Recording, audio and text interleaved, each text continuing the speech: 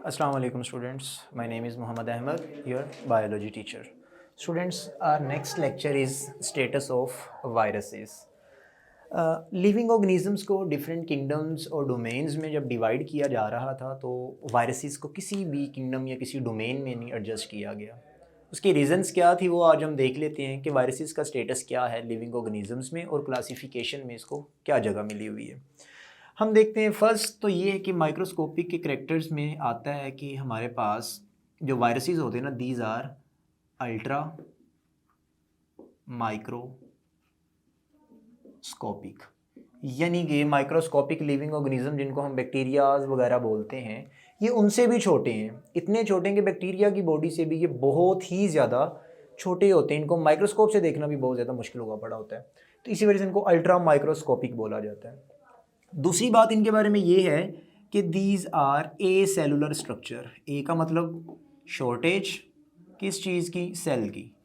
ये एक सेल पे भी कंसिस्ट नहीं कर रहे होते, यानी कि जितना एक सेल होता है ना, ये उससे भी छोटे हैं। तो लिविंग ऑर्गेनिजम्स की जब हम डेफिनेशन करते हैं तो हम ये बोलते हैं कि कोई भी लिविंग ऑर्गेनिज्म होगा उसकी बॉडी सेल से मिलके बनी होगी। It consist of cell. It is a basic structural and functional unit of the body. Cell के बारे में हम ये बात करते हैं ना, तो ये तो सेल पे भी नहीं कंसिस्ट कर रहे, सेल से भी छोटे हैं। एक कंप्लीट सेल भी नहीं है, ना इसके पास सेल है तो ना इसके अंदर ऑर्गेनेलिज मौजूद हैं। ठीक है, ये बात हम इसमें कर रहे होते हैं। तो फिर ये कहाँ पे आ रहे होते हैं? दूसरी बात इनमें ये होता है कि ये बॉर्डर लाइन पे हैं। फिर बॉर्डर लाइन पे इस तरह से हैं कि ये लिविंग और नॉन लिविंग ऑर्गेनिजम्स के इन बिटवीन प्रेजेंट हैं। या तो ये लिविंग और नॉन लिविंग दोनों के दरमियान में इनको काउंट किया जाता है कि ये कभी तो लिविंग ऑर्गेनिज्म बन जाते हैं, कुछ करैक्टर शो करते हैं, कभी नॉन लिविंग वाले करैक्टर्स डिस्कस कर रहे होते हैं। इनमें हम देख लेते हैं कि इनके पास नॉन लिविंग वाले करैक्टर्स कौन से हैं, कौन सी ऐसी चीज़ें जो इनको नॉन लिविंग बना रही होती हैं। सबसे फर्स्ट थिंग तो इनके बारे में ये है कि ये इट सेल्फ रिप्रोड्यूस ही नहीं कर सकते।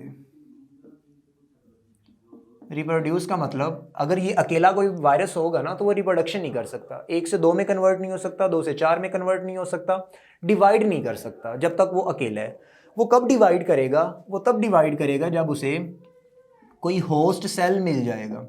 होस्ट बॉडी यानी कि कोई दूसरा लिविंग ऑर्गेनिज्म, प्लांट है, एनिमल है, या कोई ऐसा ऑर्गेनिज्म होगा उसकी बॉडी के ऊपर रहेगा, तभी वो क्या करेगा? सर्वाइव कर सकेगा बस। अदरवाइज उसकी डेथ हो जाती है, वो रिप्रोडक्शन नहीं कर पाता। ठीक है। दूसरा ये था कि इसके पास कोई भी ऑर्गेनेलिज वगैरह भी नहीं है। तो ये करैक्टर्स इसके पास ऐसे थे कि ये इसको नॉन लिविंग बना रहे हैं। एक और चीज़ इसमें ये आती है कि इनके पास अपना मेटाबॉलिज्म भी नहीं होता।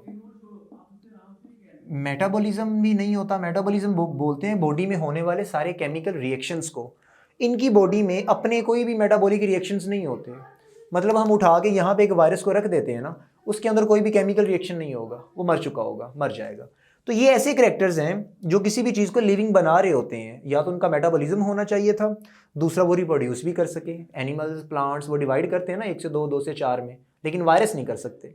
तो ये ऐसी बातें हैं जो वायरस को नॉन लिविंग बना रही होती हैं। लिविंग ऑर्गेनिजम्स में कैसे इनको फिर कंसीडर किया जा रहा होता है? लिविंग में इनके बारे में ये बात की जाती है कि एक तो इनके पास या तो डीएनए हो सकता है, आरएनए भी हो सकता है, और दूसरा प्रोटीन भी होती है इनके पास। अब देखें, डीएनए, आरएनए और प्रोटीन तो ऐसी चीज़ें हैं जो जस्ट लिविंग ऑर्गेनिजम्स के अंदर होती हैं। तो लिविंग ऑर्गेनिजम्स के अंदर ये चीज़ें अगर होती हैं तो सिंपल, अगर वायरस के पास भी ये चीज़ें मौजूद हैं तो वायरस को हम फिर लिविंग भी कंसीडर कर रहे होते हैं। ये भी इशू आ गया। फिर दूसरा ये था कि जब ये होस्ट की बॉडी के अंदर होता है ना, तो ये रिप्रोड्यूस कर लेता है, इसकी रिप्रोडक्शन हो जाती है। लिविंग ऑर्गेनिजम्स की तरह ये भी डिवाइड करता है। तो यानी कि सेकंड कैरेक्टर इसका ये था कि ये रिप्रोडक्शन करता है, लेकिन होस्ट की बॉडी में रह के करता है। होस्ट की बॉडी में रहकर भी अगर कर रहा है तो बात तो ये है कि रिप्रोडक्शन तो हो रही है।